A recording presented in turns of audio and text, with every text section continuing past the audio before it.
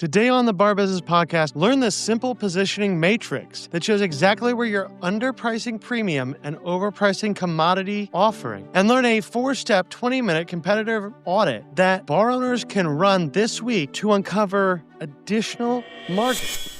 Hello and welcome to the Bar Business Podcast, where we help bar owners increase profits, attract loyal guests, and simplify operations so you can avoid burnout and finally enjoy your life outside of your bar. I'm your host, Chris Schneider, the Bar Business Coach. So today we're talking all about pricing in relation to your competitors. And a lot of times we will say, hey, don't price on what the guy down the street does. And I'll tell you right now, that's a bad thing to do.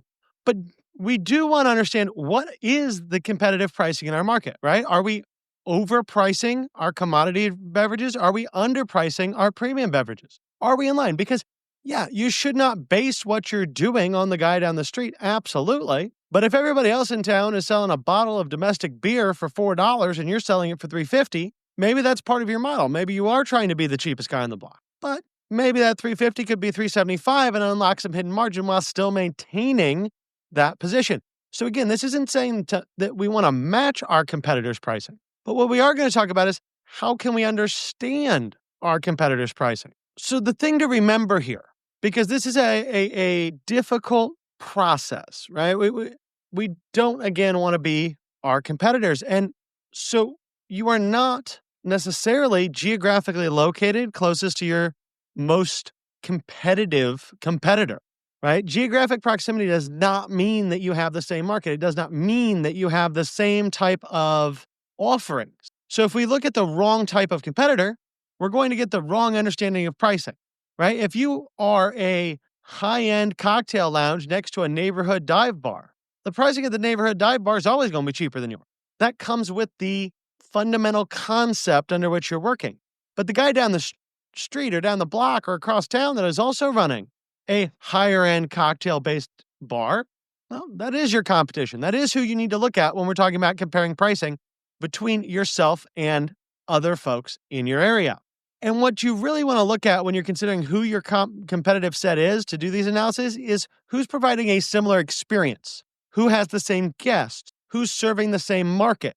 So again, geographic proximity, not really what we're looking at here, but what we are looking at is who's our closely aligned competitors. And what we want to do is we want to choose 3 or 4 of those, 5, 6 if we have them in our market.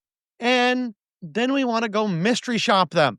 Go sit around and look. And just as a slight side note, if you listen to the Party of 6 piece that we just put out, it showed up, I believe, last Friday on the podcast. And that is a group of me and some other hospitality guys talking about, and women, talking through what is this industry.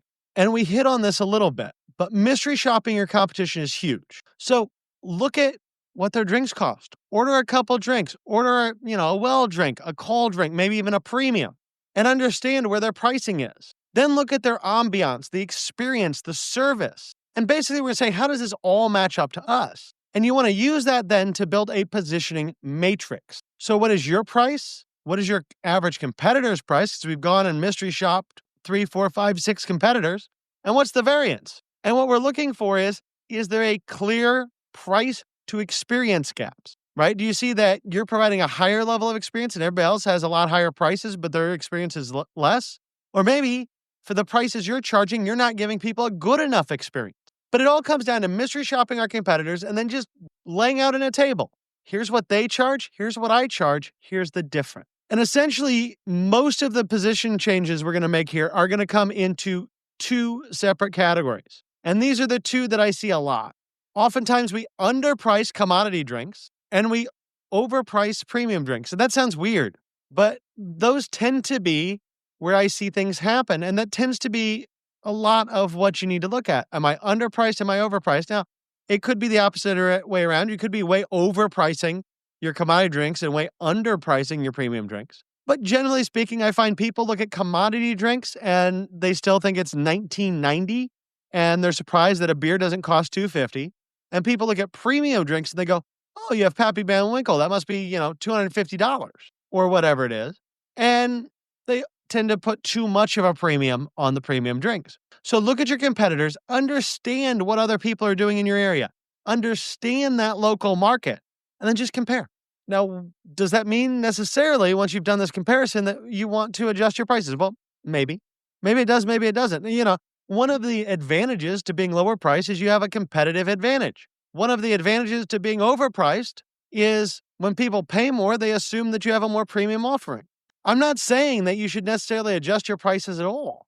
But what I am saying is if you don't know what your competitors charge and you don't understand your positioning in the market when it comes to price versus experience, atmosphere versus price, service versus price, you're in uncharted territory and you're not looking at your bar through the lens of your guests. And when you look at the bar through the lens of your guests, more likely than not, you'll find at least some prices, some categories of prices where you can charge a little more, make a little bit more, and move most, if not all, of that additional income straight to the bottom line.